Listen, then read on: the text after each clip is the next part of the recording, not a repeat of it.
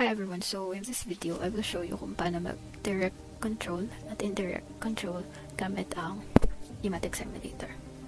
So first, pakita muna natin yung pneumatic circuit diagram. For this example, we'll be using single acting cylinder. So we'll need compressor for the supply. And then, gagamit tayo ng since single acting to, we need to use 3-way valve. Yan. Connect natin. Supply. Then pangalanan natin ito. Itong solenoid Y1. Marong natin. Okay, so pag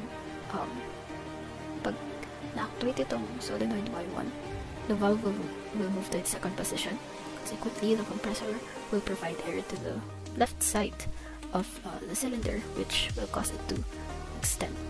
So, gawin naman natin ngayon yung electric circuit diagram.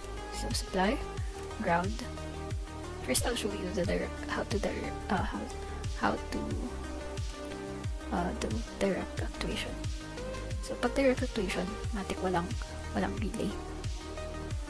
Push button muna. Tapos, solenoid.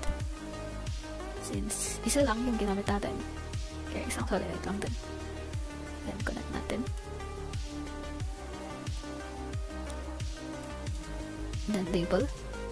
Since this solenoid represents this solenoid, we'll name it with the same label.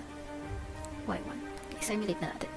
Yan. So, pag pinush itong push button, the cylinder will extend. Pag na-release, kusa siyang mag-retract kasi spring return siya. Now, paano naman kapag indirect actuation? Pag indirect actuation, kailangan lang natin ng relay. So, instead na diretso siyang, since kaya natin siya tinawag na indirect actuation kasi kapag instead na yung signal coming from the push button will flow directly to the solenoid valve, dadaan muna siya sa relay. And then once this relay is energized, it is connected to a make switch or any type of switch. Pwedeng normally close, pero in this case, we'll make use of a normally open make switch. Then connect natin sa source. Masyadong there you go. Extend natin kasi mag-short din mamaya.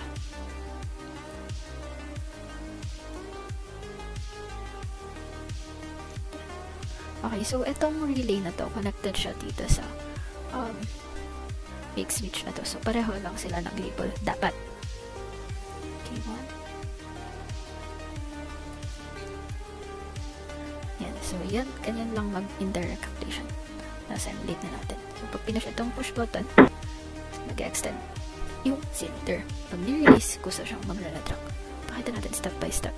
So pag pinush yung push button, okay, mag-activate yung push button. Next, yung signal dadaan sa relay.